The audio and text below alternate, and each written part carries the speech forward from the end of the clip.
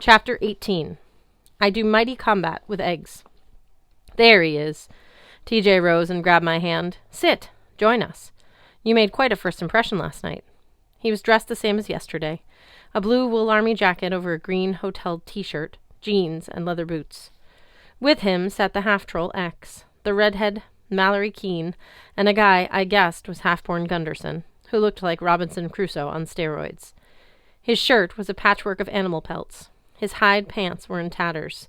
Even by Viking standards, his beard was wild, decorated with most of a cheese omelet. My 4 hallmates made room for me at the table, which felt pretty good. Compared to the main feast hall, Lounge 19 was downright intimate. Scattered around the room were a dozen tables, most unoccupied. In one corner, a fireplace crackled in front of the beat-up sofa. Along the other wall, a buffet table was laden with every kind of breakfast food imaginable, and a few kinds I'd never imagined. TJ and company had parked themselves in front of a big picture window, overlooking a vast field of ice and swirling snow.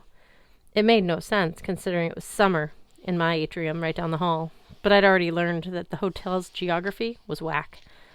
That's Niflheim, TJ explained, the realm of ice. The view changes daily, cycling through the 9 worlds. The 9 worlds? I stared at my scrambled eggs, wondering which solar system they'd come from.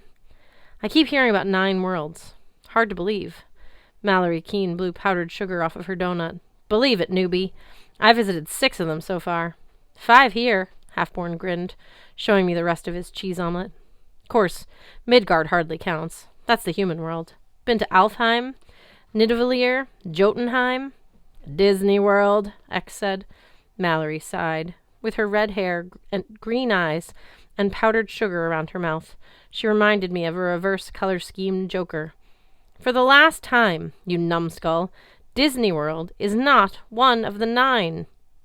Why is it called a world, then? X nodded smugly. The argument won.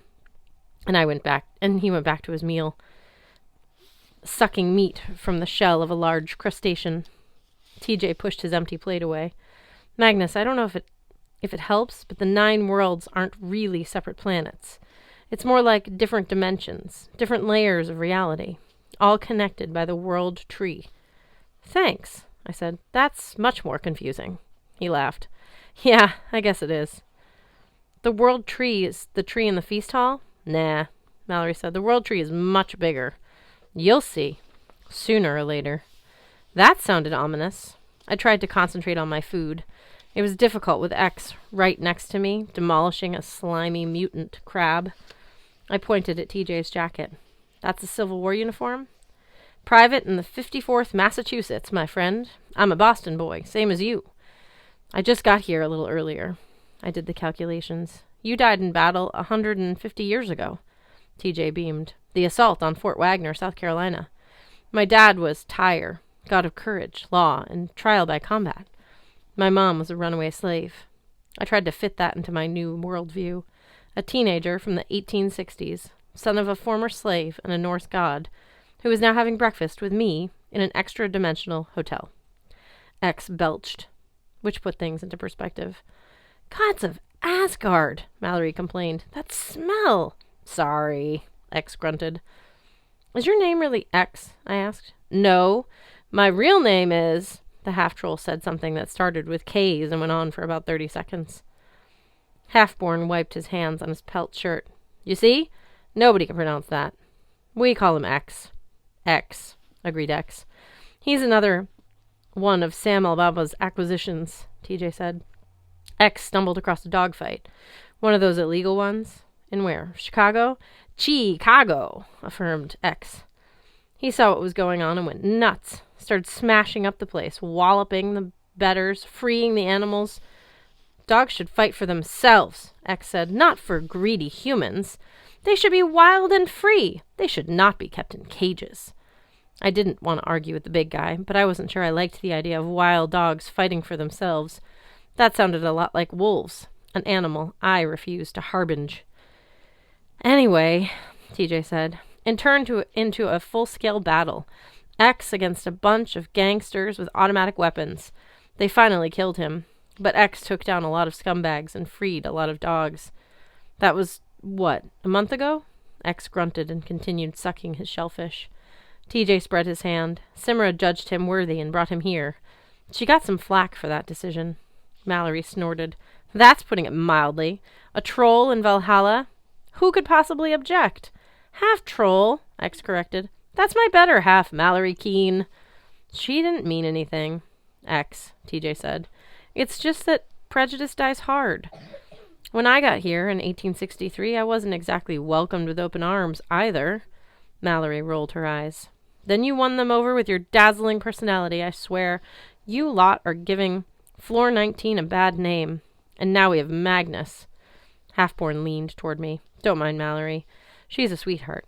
Once you get past the fact she's a horrible person. Shut up, Halfborn, the big guy chuckled. She's just grumpy because she died trying to disarm a car bomb with her face.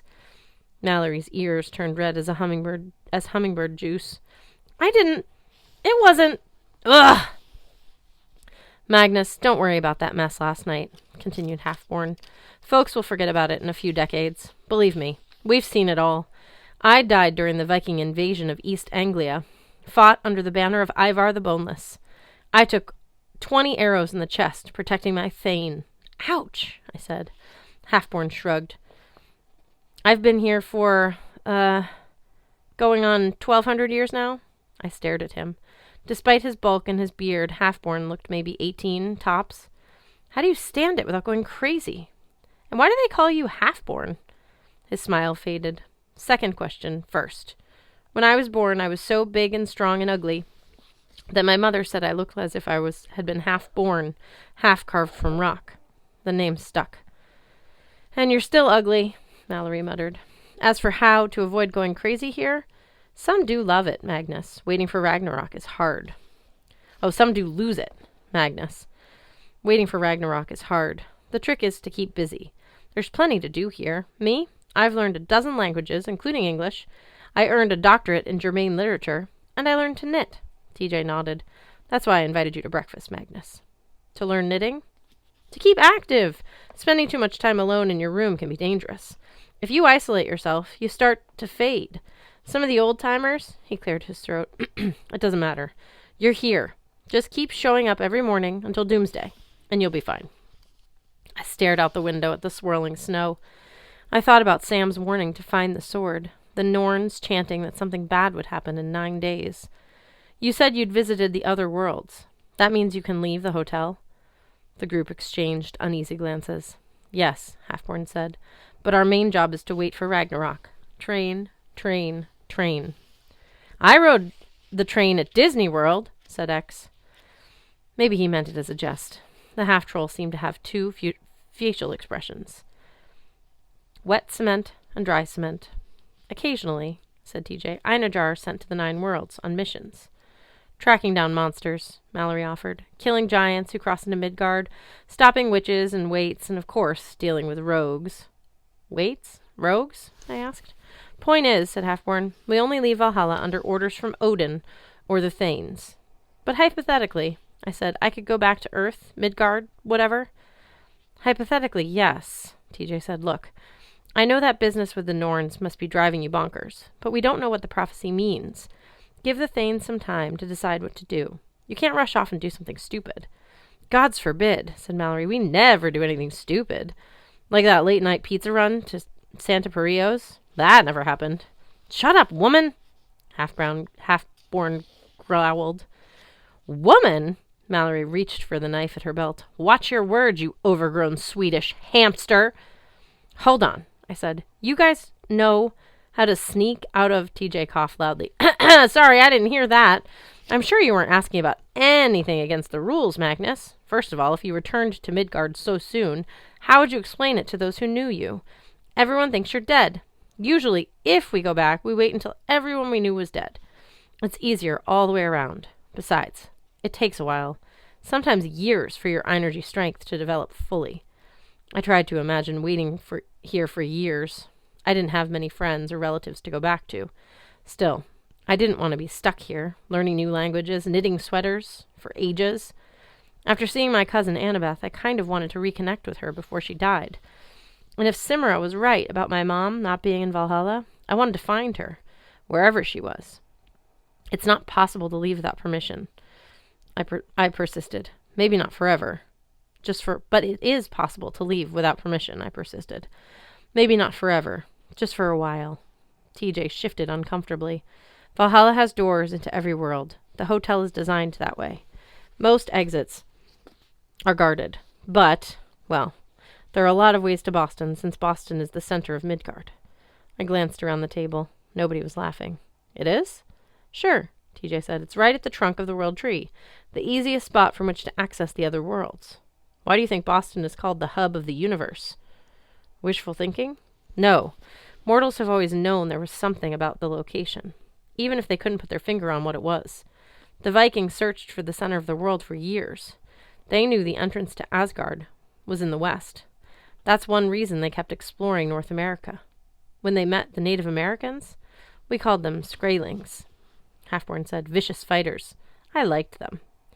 The natives had all sorts of stories about how strong the spirit world was in that area.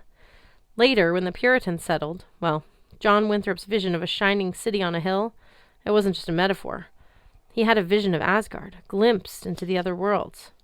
And the Salem witch trials? Hysteria, caused by magic seeping into Midgard. Edgar Allan Poe was born in Boston. It's no accident his most famous poem was about a raven, one of Odin's sacred animals.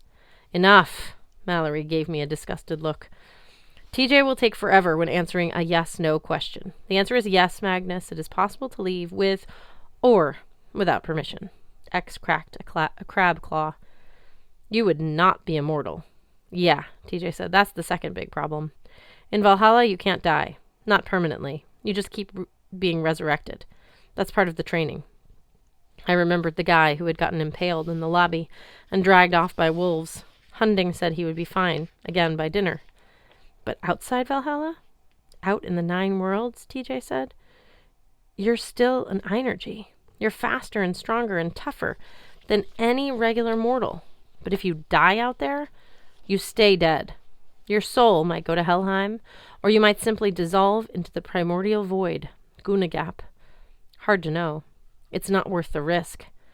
Unless, Halfborn picked some egg out of his beard, unless he really did find the Sword of Frey, and the legends are true. It's Magnus's first day, TJ said. Let's not go into that. He's already freaked out enough. Freak me out more, I said. What legends exactly? In the hallway, a horn blasted. At the other tables, Einerjar started to get up and clear their plates. Halfborn rubbed his hands eagerly. Talking will have to wait. It's battle time. Battle time, X agreed. TJ grimaced. Magnus, I should probably warn you about your first day in initiation. Don't be discouraged if... Oh, shush, said Mallory. Don't spoil the surprise. She gave me a powdered sugar smile. I can't wait to see the new boy dismembered.